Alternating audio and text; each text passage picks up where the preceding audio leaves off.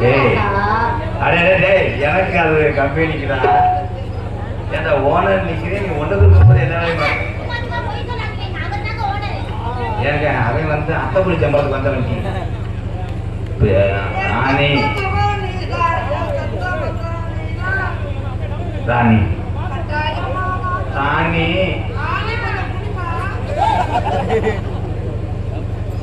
நான் உன்னைய தாலி கட்டும் போது எனக்கு கைகாலெல்லாம் நடுங்கும்.